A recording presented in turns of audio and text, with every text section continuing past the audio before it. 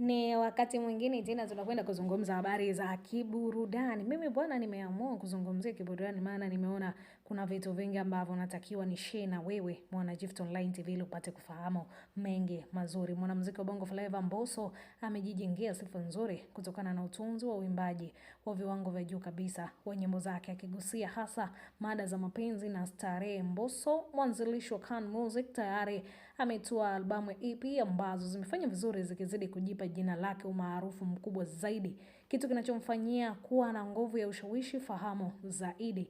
Ya kwanza ni nyimbo Lava Lava na Divorce ambazo video zake zimetazamwa zaidi YouTube most viewed, lakini kwa muda wote ni zile ambazo wameshirikisha Mbosso ambazo ni Basi Tu 2021 na Tunapendana 2024. Kwa mara ya kwanza Mbosso alipata umaarufu akiwa ya Moto Benda baada ya kuachia wimbo ya Moto 2013. Aliotengeneza Vibe Record na Shirko na kuanza hapo jina lake limekuwa juu kimuziki. Video ya tatu Mbosso Power 2025 ikishika rekodi kuu, wimbo wa kwanza wa Bongo Flava ambao umetazamwa YouTube mara milioni 74 ndani ya mwaka mmoja. Lakini kwa ya nne ni hadi kufikia Disemba 31, 2025, Power ndio ilikuwa wimbo namba 1 katika orodha ya video za Bongo Flava zilizofanya vizuri zaidi YouTube kwa mwaka huo. Licha kutoka karibia katikati ya mwaka, Power ilifuata na video kama Nairobi ya Mario, Tete ya Mario, Furaha ya Harmonize, Me Too wa Abigail Cham, Lakini Salama Barnaba,